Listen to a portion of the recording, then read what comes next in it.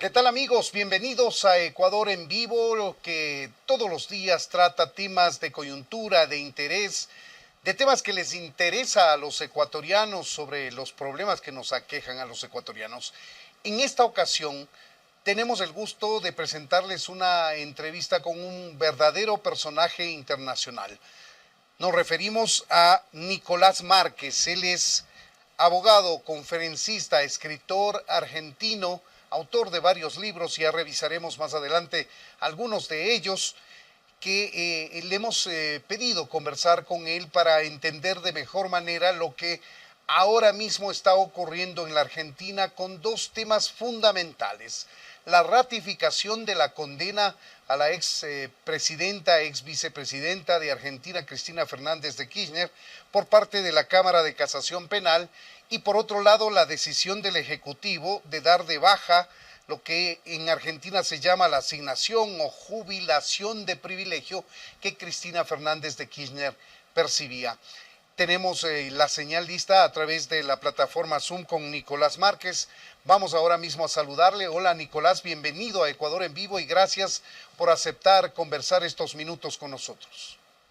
No, por favor, es un placer. No sé si se escucha bien. Te escuchamos Así perfecto. Que el agradecido soy yo por la conversación y por este rato Una de imagen de los libros, Bueno, como lo habíamos dicho, Nicolás es escritor, es abogado, es conferencista, ha escrito alrededor de 12 libros, si me equivoco en el número, Nicolás, sabrás disculparme, pero vamos a poner en pantalla algunas de las obras que son de autoría de Nicolás Márquez. Miren ustedes, entre ellas vamos a destacar una: El cuentero de Carondelet, de Rafael Correa. Tenemos La mentira oficial, El Vietnam argentino, la guerrilla marxista de Tucumán, El canalla, la verdadera historia del Che Guevara, Chávez, de Bolívar al narcoterrorismo, El cuentero de Carondelet, Rafael Correa, El libro negro de la nueva izquierda, ideología de género y su versión cultural. Algunas de las obras que ya dejan ver la línea de pensamiento que tiene Nicolás Márquez, y por tanto está totalmente a tono con el gobierno de Javier Milei, que ahora está revolucionando la Argentina con sus decisiones. Bienvenido nuevamente, Nicolás, a Ecuador en Vivo. No, por favor, gracias, un placer. Vamos a ver, analicemos los dos temas que hemos anunciado a nuestros seguidores, los vamos a desarrollar. ¿Qué es lo que pasó ayer con la Cámara Federal de Casación Penal de la Argentina? Ha ratificado una condena que se produjo ya en el año 2012, si no me equivoco. No. Esto posiblemente, yo no tengo la fecha exacta, la denuncia comenzó en esa época. Ajá. Pero la condena, esto es importante decirlo, porque toda la izquierda y todos los amigos corruptos de Cristina Kirchner hablan siempre de que hay una persecución judicial contra los gobiernos populares. La primera condena que tuvo Cristina Kirchner, lo de ayer, fue la ratificación de la instancia superior de la Cámara. La primera condena fue durante el gobierno si mal no recuerdo, del propio Alberto Fernández.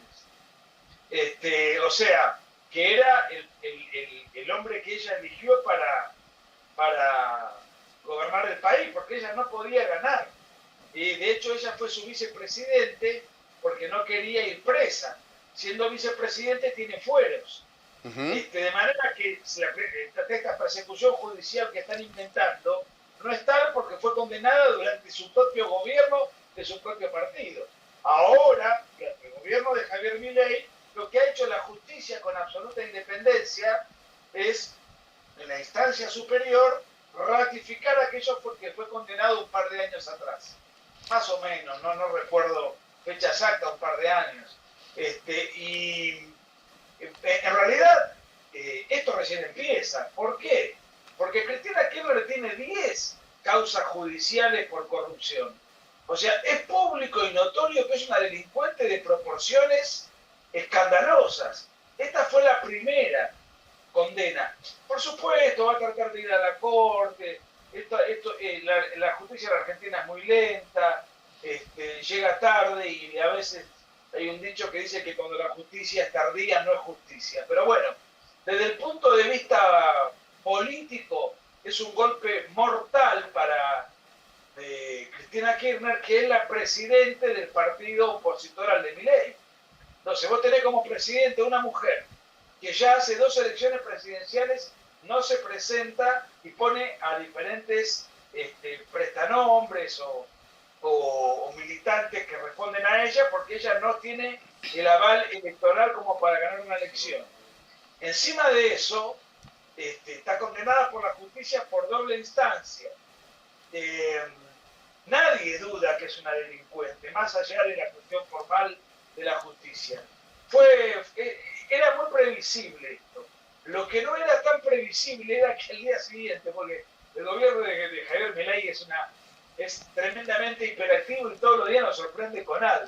Es que al día siguiente de la ratificación de la condición de delincuente Cristina Kirchner, que entre paréntesis gozó de la solidaridad de Rafael Correa, entre otros. ¿Cómo no? Evo Morales. Entre ellos se solidarizan siempre, generalmente ocurre eso. Sí, es como una corporación delincuencial que arman un club de camaradería.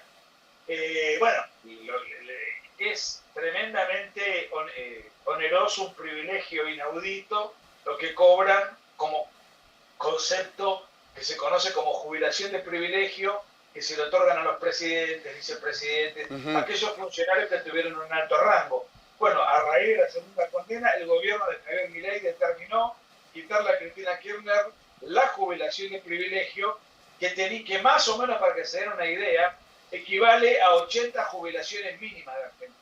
Increíble. Te pido un favor, Nicolás, agotemos primero la parte judicial de Cristina Kirchner. Esta es una ratificación, una sentencia que ratifica lo que dijo un tribunal inferior, ahora un tribunal superior, la Cámara Federal de Casación Penal. Aún tiene una instancia de apelación la señora Cristina Fernández de Kirchner. ¿En qué tiempo se puede llegar a dilucidar si es que se apela y que ya quede en firme esta sentencia? Bueno, la instancia superior sería la Corte Suprema de Justicia. Recordemos que este tipo de personajes cuentan con estudios de abogados muy sólidos, muy audaces y con mucho dinero. Entonces pueden dilatar y apelar y llegar con argumentos a una instancia superior. Las posibilidades de que se cambie la suerte jurídica de Cristina Kirchner son nulas. Ahora, la Corte Suprema de Justicia de Argentina, a diferencia de tribunales inferiores, no tienen un plazo específico para expedirse. Se calcula, yo he escuchado a varios juristas, que esto puede demorar 2 años más. Pero de todas maneras no es una obligación de la Corte expedirse dentro de los próximos 2 años. De acuerdo, de acuerdo. Puede tardar un poco más, un poco menos. Cristina Kirchner, y con esto le cedo la palabra, es una mujer con suerte. Ha sido toda su vida una delincuente igual que su marido. Pero es una mujer que tiene, creo, 70, 71 años. Y según el Código Penal argentino, cuando una persona cumple más de 70 años, tiene el beneficio del arresto domiciliario con una tobillera electrónica, etc. De todas maneras, no irá a la cárcel, sino hará arresto domiciliario cuando le corresponda. Puede ir a la cárcel porque el juez puede, de todas maneras, a una persona que supera la edad, mandarlo a la cárcel en tanto y en cuanto exista peligro de fuga y algunas circunstancias. Yo lo que creo que Cristina Kirchner le va a terminar presa en una de sus mansiones, lo cual es una prisión un poco casi de vacaciones. Pero bueno, lo importante es el golpe jurídico-político, muy importante. Javier, pensemos que es la principal contrincante de Javier Milei. Y tener a alguien ya desacreditado políticamente, disminuido electoralmente y condenado judicialmente, a Javier Milei, que le está yendo bien realmente, además tiene suerte, porque sus opositores son impresentables, están gastados, están la gente está agotada de ellos, y encima con estas noticias que ratifican lo que todos sabemos, pero lo dice la justicia formalmente, entonces ya es una delincuente técnicamente indiscutible, ya segunda instancia. Claro, Nicolás, te propongo a ti y a los amigos que nos siguen mirar un fragmento en la parte específica de la sentencia de esta Cámara Federal de Casación Penal, en la que da a conocer la sentencia en contra de la señora Cristina Fernández de Kirchner. Quinto, condenar a Cristina Elizabeth Fernández de Kirchner a la pena de 6 años de prisión, inhabilitación especial perpetua para ejercer cargos públicos, accesorias legales y las costas del proceso, por considerarla autora penalmente responsable del delito de administración fraudulenta en perjuicio de la administración pública. Pues bien, tenemos de momento la ratificación de una sentencia de 6 años de prisión contra Cristina Fernández de Kirchner, pero la otra parte es la inhabilitación perpetua para ejercer cargos públicos. Tú has dicho, es una mujer de suerte a pesar de su condición. Parecería que llega tarde esta sentencia que le inhabilita ejercer cargo público también a Cristina Fernández de Kirchner.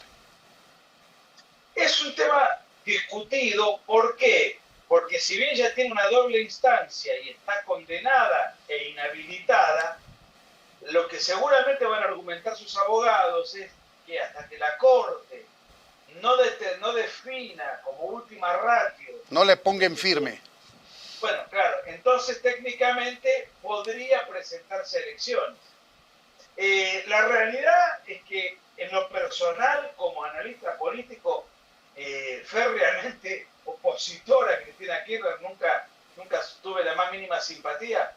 A mí no me preocuparía porque, ¿qué ocurre? El año que viene hay elecciones legislativas en Argentina, donde Milei va a tener la posibilidad de ampliar fuertemente su musculatura en el Congreso. Cristina tiene intenciones de presentarse, pero no tiene ninguna posibilidad de ganar. Entonces sí, podrá hacer una elección razonable, tiene acólitos, tiene dinero, pero digamos, perdería una contienda electoral en su gran bastión, que es la provincia de Buenos Aires. Sabemos, Nicolás, que ha ganado mucho territorio, digamos político me refiero, Javier Milei, con este giro de 180 grados en la política argentina, pero no podemos desconocer que la señora Cristina Fernández de Kirchner tiene lo suyo, tiene sus seguidores, tiene sus devotos, como lo tiene acá también el correísmo, que son de una corriente similar ideológica. Sí. Aún así, teniendo estos seguidores fervientes, estos fanáticos, si tú quieres, no le alcanza para ostentar un cargo público, argumentando, como tú dices, que esta inhabilitación causará efecto cuando se ratifique y quede en firme esta doble sentencia que estamos hablando ahora. A ver, ella podrá presentarse como legisladora, podrá llegar, podrá entrar, pero una vez que la Corte sentencie y ratifique y ya no queden más instancias, no le va a quedar más remedio que ir presa, no hay otro camino. Ahora, presa con arresto domiciliario, presumiblemente.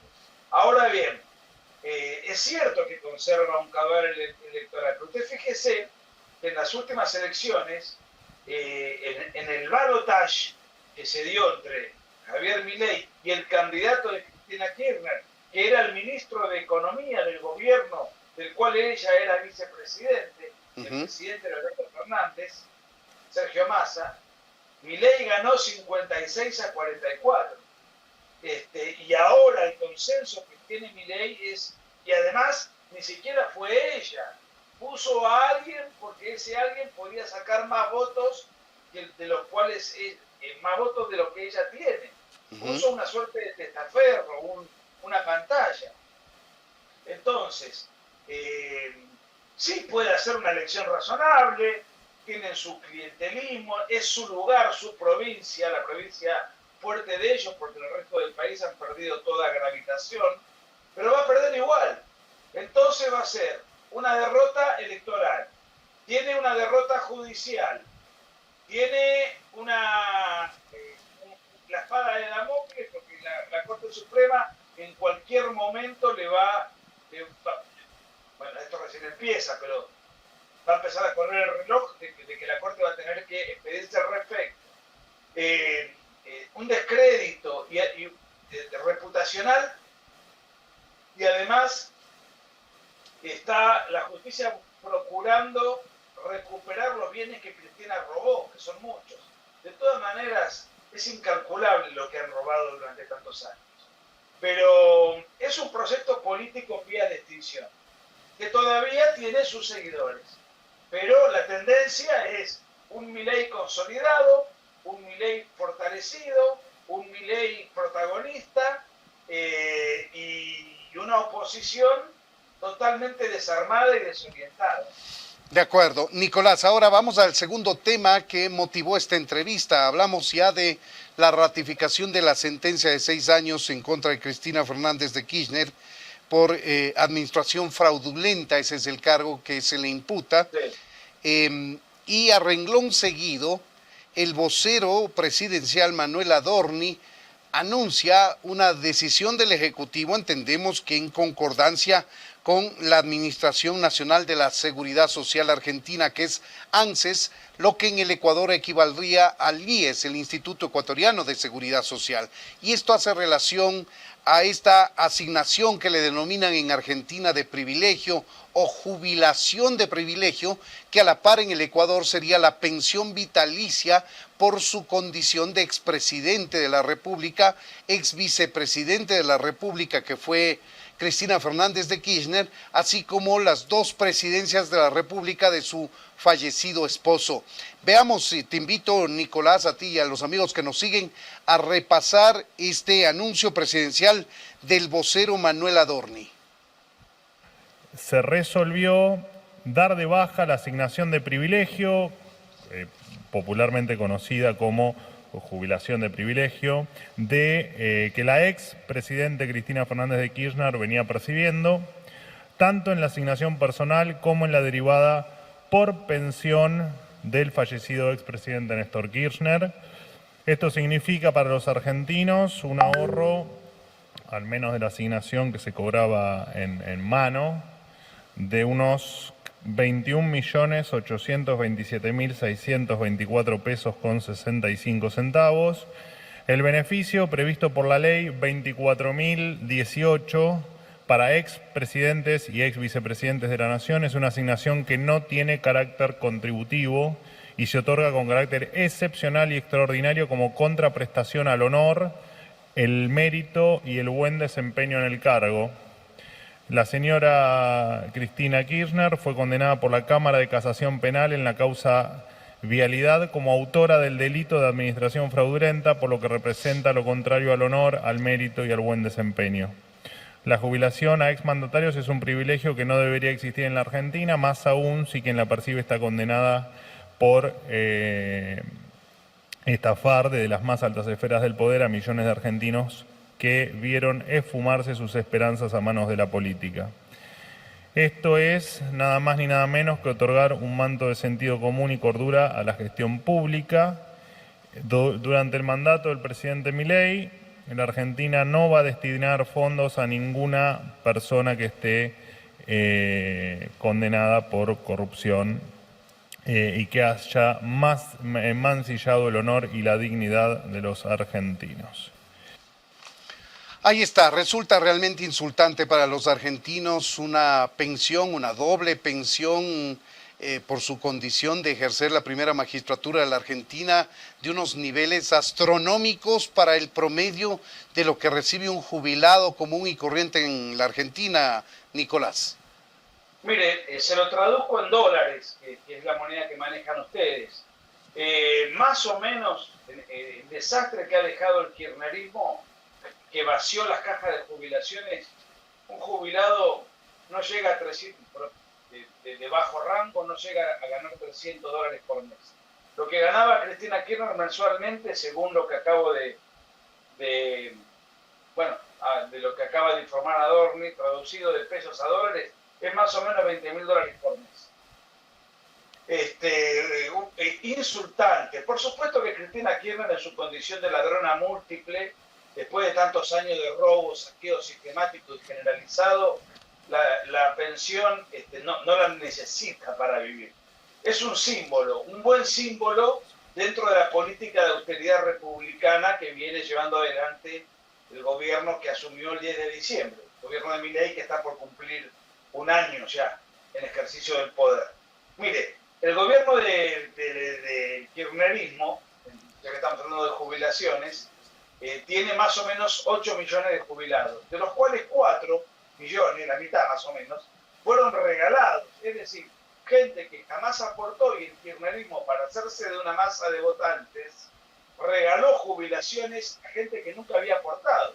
Entonces destruyó la caja de jubilaciones, porque de esos fondos hay que pagar al que sí aportó y al que no aportó. Por eso los jubilados tienen una jubilación paupérrima, porque han hecho un verdadero desastre. Bueno, si a eso le sumamos lo que cobraba la condenada, es una buena noticia. Es simbólico, no va a mejorar la economía de la Obviamente es simbólico. Pero sí es uno de los tantos gestos que el gobierno de austeridad. Quiero aclarar una cosa que es muy importante. Javier Milei, cuando fue diputado nacional durante 2 años, sorteó todos los meses su dieta como diputado. La sorteó. Y como presidente, él renunció expresamente a cobrar la jubilación de privilegio. O sea que cuando Milei sea un hombre grande, se jubile o se retire de la política, va a tener una jubilación normal. Tampoco eso va a salvar a la Argentina. Estoy hablando de los gestos. Pero son gestos, así es, efectivamente. Permanentes, que también sirven, creo yo, para, más allá de las decisiones políticas importantes, gravitantes, estos gestos sirven para que Milei siga manteniendo los altos niveles de credibilidad en su gestión política y de austeridad y de honestidad, que son totalmente distintos y antagónicos respecto de la gestión que dejó del gobierno anterior. Por supuesto. Solamente ya para terminar el tema de Cristina Fernández de Kirchner y pasar a que nos cuentes un poco cómo avanza el gobierno de Milei, que lo vemos de lejos, pero tú que vives allí y que entiendes y apoyas la ideología y la línea de pensamiento de Milei, sabrás decirnos con más claridad, Nicolás. Si no me equivoco, Cristina Fernández de Kirchner tiene alrededor de 10 causas penales y de la que acabamos de hablar es apenas la primera. Sí, exactamente, tiene 10 causas penales, esta es la primera y es la menos comprometedora. Tiene otras mucho más graves, mucho más complicadas. Esta es una causa importante para que tengamos una idea. Lo que han robado, ¿de qué se trata esto? Armaron una suerte de organización que ganaba licitaciones para hacer rutas, emprendimientos de obra pública. Esta suerte de empresa era de Cristina Kirchner, con un testaferro. Entonces, todas las licitaciones las ganaba la misma empresa que pertenecía a Cristina Kirchner, con un nombre de fantasía, que la manejaba un amigo de Néstor Kirchner, y le daban todas las licitaciones a él e hicieron un robo escandaloso. La cantidad de hectáreas que compró el testaferro de Cristina Kirchner en el sur de la Argentina equivale a geográficamente, medido por metro por kilómetro cuadrado, a 235 veces la ciudad de Buenos Aires. Entonces, nótese que de una causa menor de las 10 que tiene, lo que le estoy diciendo, la envergadura de lo que han robado, con una impunidad. Hay gente que se creyó que el poder era para siempre. No es para siempre. Pues bien, vamos ahora a analizar cómo marcha el gobierno de Javier Milei. Como te decía, Nicolás, nosotros vemos la política argentina de lejos con las noticias que nos llegan, pero tú sabrás decirnos qué es lo más importante de lo que ha hecho Javier Milei desde su ingreso al poder hasta la fecha. Tenemos noticias de una gran cultura transformadora de Argentina que ha cambiado ese pensamiento reinante en la Argentina con toda la era Kirchner y el peronismo, y que él le ha dado un giro de 180 grados. Yo el análisis lo dividiría en dos partes. Uno es el económico.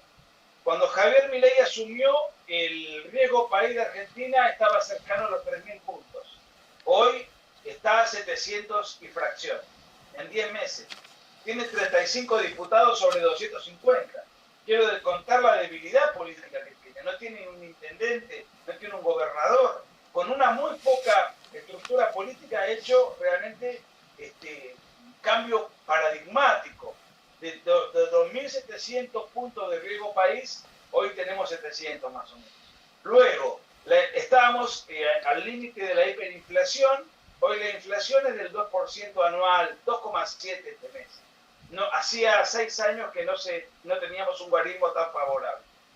Hay 5 países en el mundo que tienen equilibrio fiscal. Uno de ellos es la Argentina, que estuvimos toda la vida, años y décadas sin equilibrio fiscal, porque se emitía moneda, porque nos endeudábamos, etc.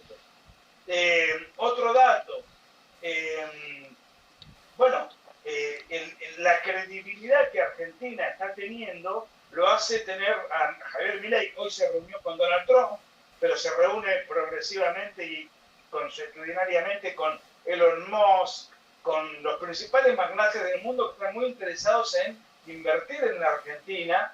Hay estabilidad monetaria, hay una política de regulación económica, hay una política de confiabilidad visible, los números así lo dicen, una política de achique del Estado y de equilibrio fiscal.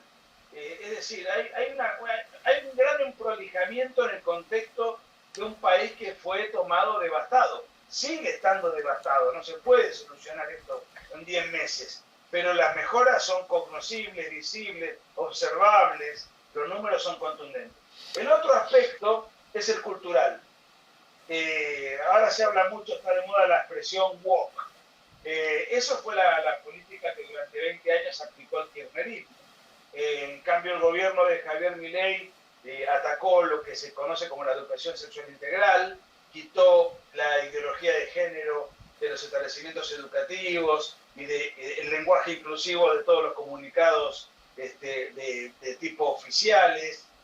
Luego hubo en materia diplomática una manifiesta y abierta oposición a la agenda globalista de la ONU. Es decir, en materia cultural es un gobierno totalmente distinto a lo que es la agenda progresista. Es más, acá se la llama de hecho la agenda progre, ¿no? A esa puede haber un símil con la agenda woke que ustedes le llaman.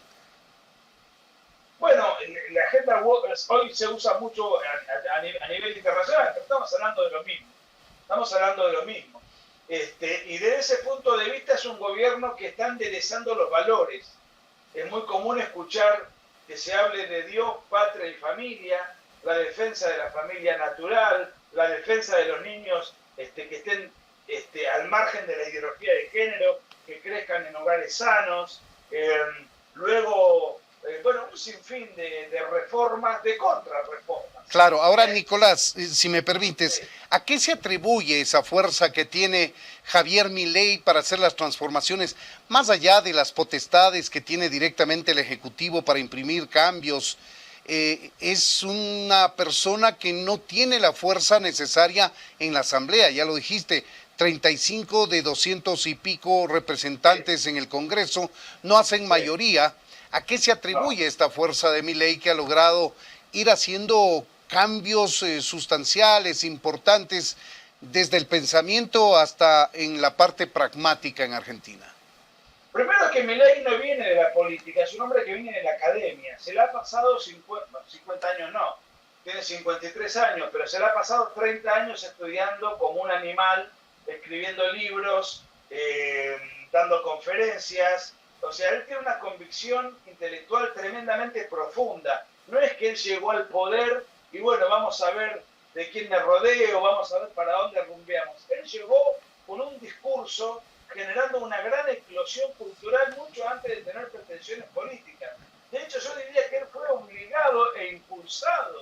saltar a la política, porque todo el mundo lo aplaudía, lo ovacionaba, no podía caminar por la calle, y alguien en una reunión le dijo: Javier, lo que vos haces como batalla cultural está bárbaro, pero cuando la gente va a votar, tu apellido no está en ninguna boleta. Entonces eso le hizo a él una suerte de reflexión muy profunda y dijo: bueno, listo, vamos a dedicarnos a la política. En el 2021 se consagró diputado nacional, 2 años después presidente de la nación, sin partido político, sin plata, con todos los medios en contra. Y además con un hartazgo brutal de la sociedad para con el político profesional.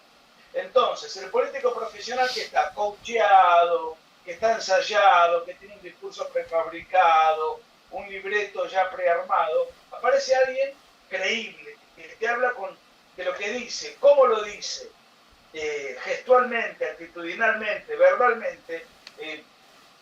Se nota que es alguien que no está sobreactuando para conseguir votos. Es alguien que viene con una sinceridad. Esa sinceridad forjó una enorme adhesión popular y luego, claro, eso es para llegar al poder. Luego viene la otra parte. Claro, pero perdóname, te corto aquí un ratito, Nicolás. Sí. Si Milei no es políticamente correcto, porque desde que hizo campaña dijo lo que iba a hacer, se mostró en contra de lo que ahora está combatiendo, ¿cómo es que consiguió las adhesiones necesarias para llegar a la presidencia de la República?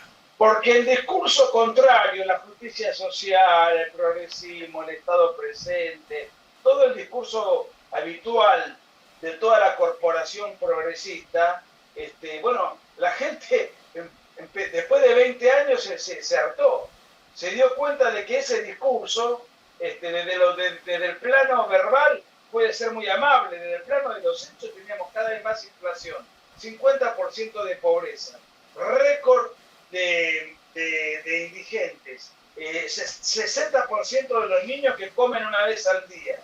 En Argentina, un país con trigo, vacas, un país muy rico, un mar descomunal, el Atlántico, lleno de comida, y sin embargo hambre infantil, desnutrición, un deterioro educativo brutal, un robo tremendo que generó una disonancia entre la clase política que vivía en los castillos, que vivía Cristina Kirchner, y la gente que estaba famélica, dependiendo de un plan social, dependiendo de un estipendio del Estado para tenerlo elemental y apenas supervivir. Entonces se agotó ese discurso. Y apareció alguien con un discurso diametralmente opuesto que tuvo gran receptividad en la juventud. Yo creo que además hay un cambio de época, no solamente en materia ideológica, también en materia tecnológica. Los jóvenes que vieron, tienen su celular y ven cómo se vive afuera, y dicen: che, yo quiero emprender, quiero comprarme un auto nuevo, quiero estudiar, quiero trabajar, quiero hacer esto, quiero hacer lo otro. Yo ya no quiero depender más de la gente territorial que le dé una bolsa de comida a mi familia, como se la viene dando a mi abuelo, a mi padre, y yo vivir toda mi vida de la misma manera miserable y dependiente de un agente que me dé un estipendio miserable. Entonces Milei además tiene un espíritu muy cercano a los jóvenes. Sí, es muy simpático, muy carismático también, ¿no? Claro, pero él fue jugador de fútbol, jugó en primera división como arquero, fue rockero, es fanático de los Rolling Stones, tiene un peinado y una indumentaria totalmente atípica para un político profesional. Entonces se junta un discurso disruptivo, una imagen disruptiva, una verborragia disruptiva y además una capacidad intelectual. No es simplemente disrumpir por disrumpir. Hay detrás de eso un proyecto político, un proyecto económico, un rumbo, y hay una cuestión que es muy interesante. Hay gente que puede decir: yo no coincido con las ideas de Milei. Está bien, es respetable. Pero nadie dice, prácticamente, Milei no está cumpliendo con lo que dijo. Claro que sí. Y ese a la postre se está convirtiendo en su éxito, algo que antes era políticamente incorrecto, surgió como un discurso disruptivo que primero llamó la atención al argentino común y corriente y después generó su adhesión. A lo mejor, Nicolás, acá en el Ecuador nos hace falta una dosis de verdad, de menos demagogia, de menos populismo, de menos mentira, y que el candidato o la candidata presidencial gane diciéndole la verdad a los ecuatorianos. Pero además tiene que tener claro cuál es el rumbo, porque no alcanza con describir la situación. Lo que dijo Milei es, si ustedes me votan a mí, van a vivir peor. Porque yo tengo que hacer un ajuste tan drástico, tengo que equilibrar las cuentas de tal manera que esto va a repercutir negativamente en lo cotidiano, transitoriamente, obviamente. Después, cuando se acomode esto, sí vamos a poder disfrutar de este sacrificio. Y la gente votó para estar peor. Cuando en general el argentino siempre era cortoplacista. Votaba al candidato que te ofrecía beneficios o recompensas inmediatas o rápidas o casi instantáneas, que después no se cumplía, pero no importa. Acá hubo un cambio de paradigma generacional, discursivo, estético y además una enorme voluntad de sacrificio. Gente que dijo, estoy podrido de que la Argentina, estoy harto de que la Argentina venga en una decadencia sin fondo. Y acá viene alguien que me ofrece otra cosa, que me dice que voy a vivir peor, pero que el sacrificio vale la pena. Bueno, vamos a sacrificar. Bueno, quizá eso es lo responsable, que no necesariamente es lo más correcto en política y que algo de eso deberían aprender nuestros políticos.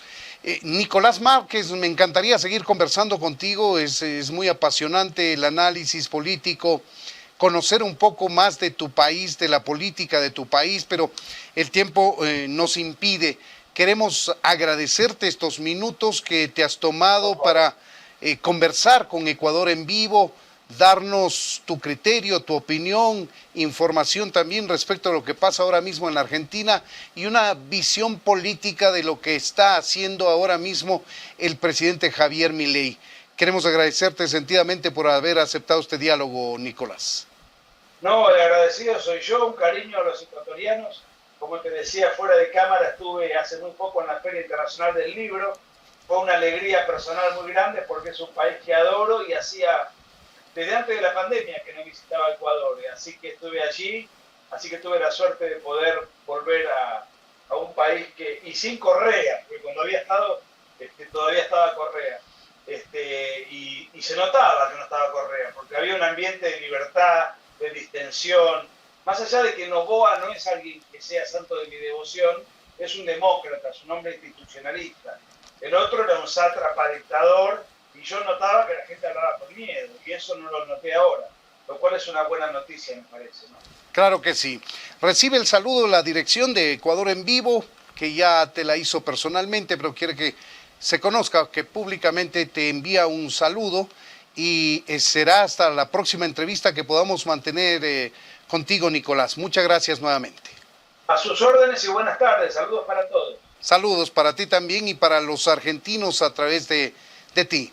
Amigos, queremos a ustedes también agradecerles porque cada vez son más, numéricamente son más las personas que se suscriben, nos dan like, activan la campanita que ahora mismo la tienen en sus pantallas para que todo nuevo contenido de Ecuador en Vivo llegue oportunamente hasta sus dispositivos y puedan tener oportunamente estos contenidos, sin lugar a dudas, interesantes, coyunturales y que se enfocan en los problemas y las necesidades fundamentales de los ecuatorianos. Esta ocasión con un personaje argentino que nos ha ilustrado sobre lo que ocurre en ese país.